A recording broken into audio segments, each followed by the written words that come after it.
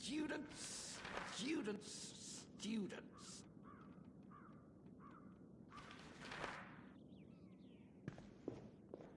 Well, really.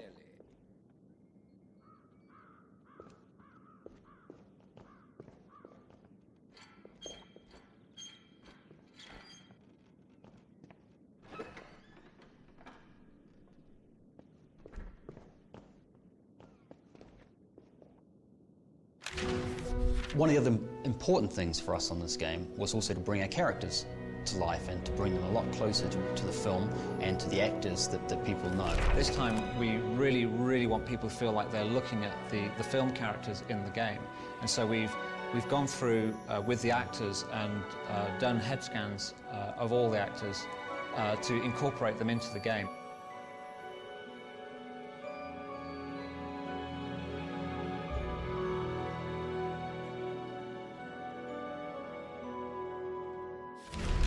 What they do with the computers and kind of how they make our faces, just as if they were us. It was weird, you know, when we first saw them. I don't know, it's a thing for, like, I think every lad to have their face on a game, and to be in it is fantastic, and it looks really lifelike.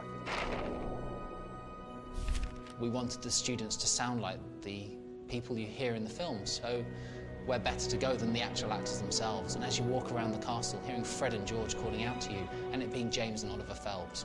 Try this little spell, and one from me too. Incendio! Locomortimort! Don't kill Cedric, boo-hoo! Oh, I think Potter's gonna cry. Push off, Potter. Got your bed booked in the hospital wing. Loser! There was a lot of giggles, and it was very hard to keep a straight face. Protego Maxima! Protego Maxima! You've got to say it 3 times, and one of those 3 will do it. Also, so when you play the game, every time you hear me saying a spell or doing something, it's slightly different. It's not always the same. Well, there are never enough of us, but the ones we've got are really good. You've met Kingsley Shacklebolt. He's great. And don't worry, we're not all as mad as Mad Eye. Working with the cast from the film was absolutely a great opportunity for me. I thought it was great fun. I particularly like working with Rupert Grint because he's probably my favourite character in the film, Ron, because he's just got great script and he delivers his lines so well. You should write a book, translating mad things girls do so boys can understand them. It's quite scary because it's so real. It is amazing, and you can sort of see how they sort of progress from like the first one. It was just some random ginger person, and this time it's like proper weird. Yeah, it's really good though. You Slytherins think you're so good. Let's hope this makes Umbridge's name mud at the Ministry. Because a while ago I saw they had the face of me, but they've kind of developed it more. They didn't have the hair and everything. And it was kind of weird because it does look kind of weirdly like you, and I was looking at everyone else's, and it's just weird how it's like them, but it isn't them. So we're just trying to make people feel that the characters that they're moving around the game are actually the characters that they see when they watch the film. This is like being in one of Bin's History of Magic lessons. Accio! Honestly, Harry, you should take more care of books. You'd better get upstairs. You know what Hermione's like if you're late. You think you're special just because you're answering the Ministry. Just like your father, jumping feet first into trouble.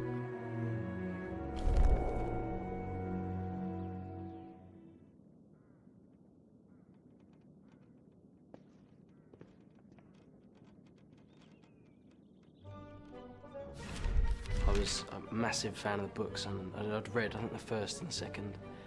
And, yeah, then Newsround were advertising kids to send in, like, application forms and that. And my mum videoed me doing this. I made this, like, rap song of how much I wanted to be in the film. And are you a talking gargoyle? Do you normally talk to ones that can't speak?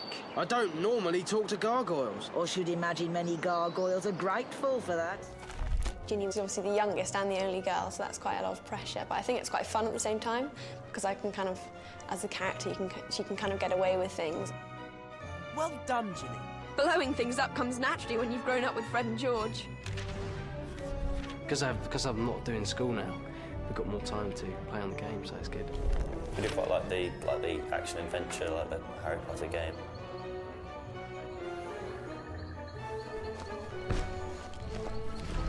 Completely exceeded all of my expectations of quite what a video game could achieve in terms of realness. think a lot of people can relate to the characters because there's Hermione, who's the really brainy one who always kind of thinks one step ahead, and Harry's obviously the brave but quite quiet at the same time. But then Ron's kind of the jokey one. Kids can sort of relate to the whole school side of it, because I mean they have lessons, they have exams and stuff, so they can sort of relate to that side. But they've also got the whole sort of magic thing with giants and all these sort of amazing sort of creatures. A lot of films, especially animated games, it's always the adult who comes through, and they're always the big hero. Whereas in Harry Potter, it sort of shows, especially in this one, in the Order of the Phoenix, how the adults have got it wrong. Like Umbridge isn't making sense all the time, and Harry and everyone know that. Accio Brew!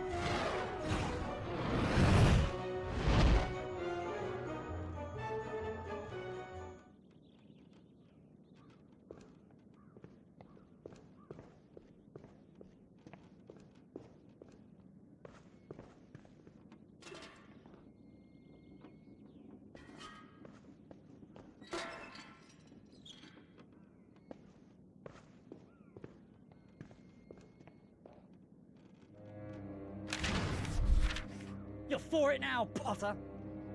I initially auditioned for Harry and Ron, just because obviously they were the main parts at the time, and eventually went for Draco, and succeeded in getting it. Potter took his time getting here. What are you going to do without your pet teacher, Potter? I do enjoy playing the baddie. He's just a bit more, well, fun, really, put it in a nutshell. What do you want, Malfoy?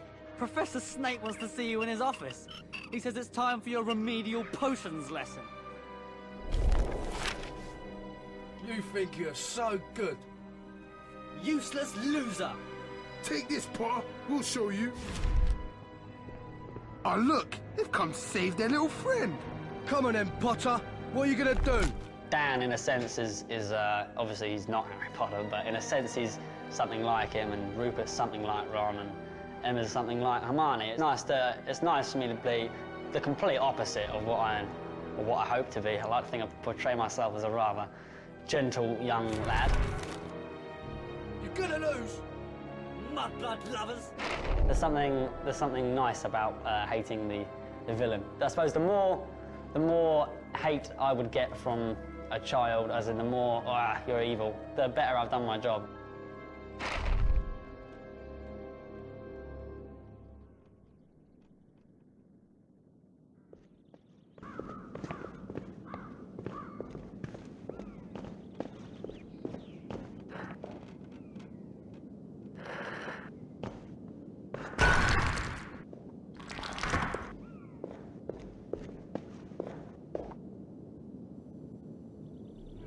I'd read the first 4 books before I went for my first audition for the film.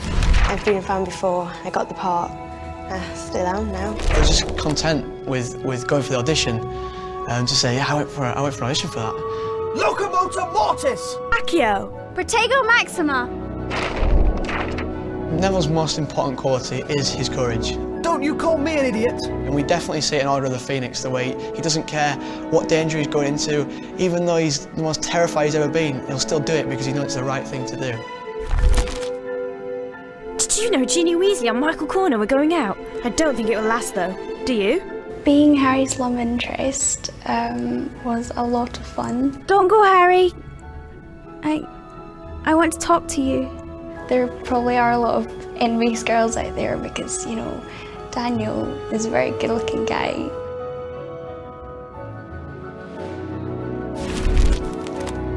There's one thing that Harry Potter and the Order of the Phoenix really brings forward is just how difficult it is being a kid that age at school. All the problems, as well as not just like the big bad guys that are trying to come and kill you, but all just school life. They are just, at the end of the day, ordinary kids. They play, they fight. Children being the main characters and the heroes just makes it a lot more fun as well at the same time. People can think, yeah, I'm there with them. I'm only young, but I can do all this stuff.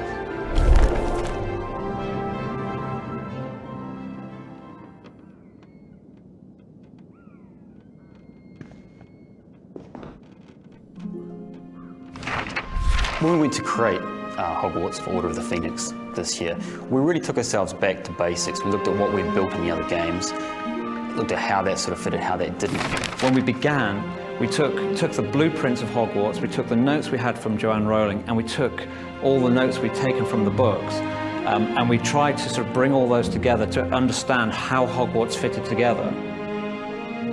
It's amazing, there's so much detail that goes into all the games, and because they had like hundreds of computers, it's quite like the art department in the studios for Harry Potter, and all the concept drawings and how much detail they have to go behind, like before it, to get to the actual finishing product.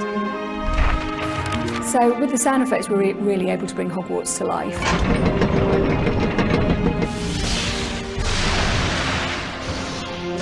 We've put in fun bits and pieces, so as you're walking down the grand staircase, you'll hear the portrait speaking to you. You must venture out into the castle and find it, Mr. Potter.